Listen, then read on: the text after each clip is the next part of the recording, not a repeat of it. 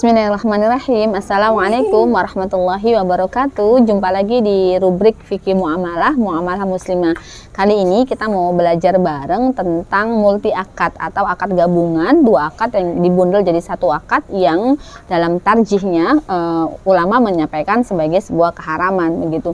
Banyak banget ternyata akad-akad yang kita gak sadar gitu bahwa sebenarnya di dalamnya bukan cuma ada satu transaksi yang disepakati, tapi ada 2, 3 dan sebagainya. Contoh yang paling viral sebenarnya kalau di sebuah supermarket gitu ya, atau minimarket lah ya, kita bisa katakan begitu. Mereka mengatakan begini, ibu karena ibu sudah beli misalnya senilai 100.000, maka ibu bisa tebus murah barang ini dengan harga sekian misalnya. Jadi untuk melakukan pembelian kedua dan mendapatkan diskon, kita harus melakukan pembelian yang pertama terlebih dahulu. Dan itu menjadi satu paket yang kalau nggak terjadi pembelian pertama seharga 100.000 misalnya, kita nggak akan bisa tuh nebus barang itu dengan harga yang lebih murah. Itu disebut dua akad dalam satu akad karena akadnya dikaitkan atau taluk gitu ya, akadnya saling berkaitan. Nah, apa sih multi akad atau akad murakkab ya? Jadi banyak istilahnya ya. Multi akad itu ada al-uqud al-murakkab, ada al-uqud al-maliyah al-murakkabah dan seterusnya begitu. Jadi dia adalah dua akad yang dijadikan atau diikat menjadi satu akad begitu ya. Menurut penggagasnya ya, dia adalah kesepakatan dua pihak untuk melaksanakan suatu muamalah yang meliputi dua akad atau lebih. Kalau bahasa keren sekarangnya ini disebut dengan akad hybrid. Nah, di dalam perbankan nih banyak banget perbankan syariah maupun lembaga-lembaga keuangan syariah lain yang menggabungkan dua akad dalam satu akad. Misalnya dalam akad gadai di Pegadaian Syariah, di mana kita meminjam uang, pada saat yang bersamaan kita diminta untuk menyewa tempat penyimpanan dari barang yang kita gadai misalnya. Berarti di situ sudah ada dua, bahkan si orang yang memberikan uang pinjaman kepada kita dengan kita menggadaikan barangnya pun meminta fee atas proses penggadaian itu. Berarti ada banyak sekali akad yang masuk di dalamnya begitu ya. Nah, dan itu tidak bisa dipisah-pisah. Jadi memang merupakan kesatuan akad yang kalau terpisah maka tidak akan terjadi akad itu. Maka itu kita sebut sebagai multi akad gitu ya.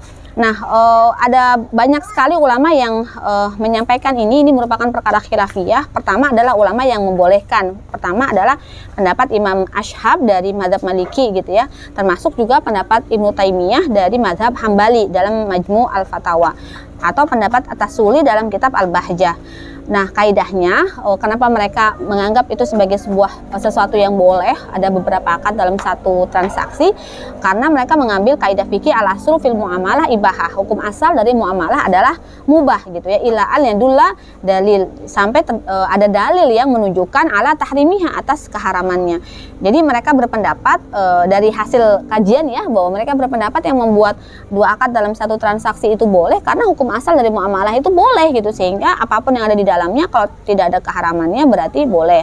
Nah, sementara ulama-ulama yang mengharamkan, dan ini merupakan pendapat mayoritas ulama seperti pendapat ulama mazhab Hanafi oleh Imam Al-Mirghani dalam kitab Al-Hidayah, juga pendapat dari mazhab ulama-ulama mazhab Hambali juga menganggap bahwa dua akad dalam satu transaksi itu haram begitu ya. Penyebabnya apa? Karena ada hadis tadi dari Hakim Ibnu Hizam yang Rasulullah SAW telah melarang pun dari 4 macam jual beli. Yang pertama, menggabungkan salaf, jual beli pesanan, dengan jual beli kontan. Yang kedua, 2 syarat dalam satu jual beli. Yang ketiga, menjual apa yang tidak ada di sisimu. Dan yang keempat, mengambil laba dari apa yang kamu tak menjamin kerugiannya. Jadi di sini yang pertama, menggabungkan akad salaf dengan akad jual beli, yang berarti 2 transaksi dalam satu transaksi.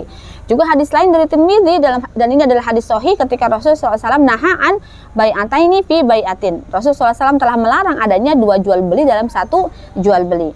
Atau hadis dari Abu Daud, juga ini hadis sahih, Rasul melarang akad salaf dengan jual beli dan tidak halal 2 syarat dalam satu transaksi jual beli.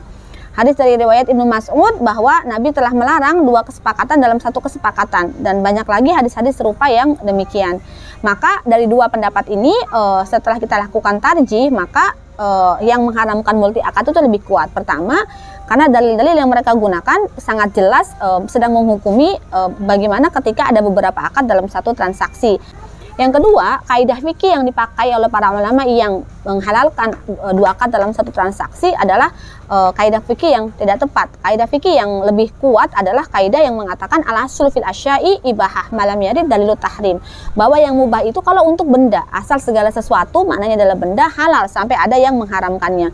Sementara kalau kita bicara muamalah yang itu bicara perbuatan, tidak dapat menggunakan kaidah terhadap benda. Kenapa? Karena perbuatan itu adalah sesuatu yang mengenai benda atau menggunakan benda, bukan benda itu sendiri. Sehingga kaidah yang cocok adalah al-aslu fil af'al taqayyudu bil hukmi syar'i. Hukum asal dari setiap muamalah adalah terikat dengan hukum syariat. Kenapa diambil kaidah seperti ini? Karena ada hadis dari Hakim bin Hizam radhiyallahu anhu, dia berkata, "Aku bertanya, wahai Rasulullah, sesungguhnya aku banyak melakukan jual beli, apa yang halal bagiku dan apa yang haram bagiku." Rasul SAW menjawab, "Jika kamu membeli suatu barang, jangan kamu menjualnya lagi hingga kamu menerima barang itu atau barang itu benar-benar makbul di tangan dia." Nah, dari sini kita bisa pahami bahwa para sahabat bertanya terlebih dahulu tentang hukum sebuah aktivitas, tidak menganggapnya halal hanya gara-gara tidak ada larangan. Berarti ini menandai bahwa hukum perbuatan itu tidak mubah, tetapi harus diikat dengan hukum syariat. Artinya benar-benar secara spesifik ada hukum-hukum untuk setiap perbuatan gitu ya. Dan yang ketiga, alasan berikutnya yang menyebabkan bahwa lebih kuat pendapat yang mengharamkan multi akad, bahwa memang di dalam multi akad ini mengandung akad-akad lain gitu ya. Misalnya hanya multi akad menurut ulama yang menghalalkan ya, hanya multi akad yang mengandung riba, goror yang itu haram. Sementara multi akad yang tidak mengandung hal itu tidak haram. Padahal ini sangat bertentangan dengan hadis dari Ibnu Mas'ud tadi yang naha an safqatain fi safqatin wahidatin, bahwa Rasul SAW melarang dua kesepakatan dalam satu kesepakatan begitu ya. Sehingga kita harus paham bahwa kemutlakan tetap berada dalam kemutlakannya selama tidak ada dalil yang mentakyidnya atau yang memberikan batasan. Berarti kemutlakan dua akad dalam satu akad ini tidak boleh karena tidak ada lagi dalil yang mengkhususkan lagi untuk hal itu. Misalnya hanya untuk aktivitas bisnis dengan aktivitas misalnya tabaru gitu ya, aktivitas tolong menolong itu boleh digabungin, kan tidak ada gitu pengecualian seperti itu. Sehingga dia berlaku umum bahwa apapun yang kalau digabung akadnya menjadi satu maka itu haram, karena nanti konsekuensi hukumnya akan sangat rumit dan tentu saja tidak dibenarkan di dalam syariat gitu. Karena yang harus dilakukan oleh seorang muslim ketika berakad adalah memenuhi rukun dan syarat pada akad itu. Kalau akadnya 2 atau 3 yang digabungkan, maka rukun dan syarat yang mana yang harus dipenuhi, kan jadi termasuk konsekuensi akadnya itu juga nanti akan sangat bermasalah. Dari sini teman-teman bisa pahami bahwa kita ambil pendapat yang terkuat bahwa multi akad itu hukumnya haram.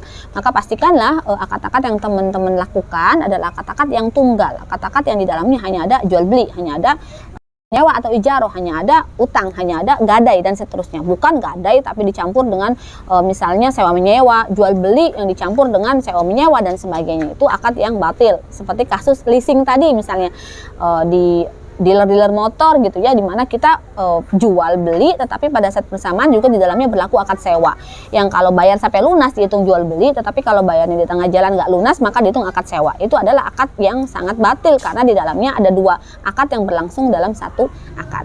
Mungkin itu bahasan kita kali ini. Semoga kita jumpa lagi di lain kesempatan. Assalamualaikum warahmatullahi wabarakatuh.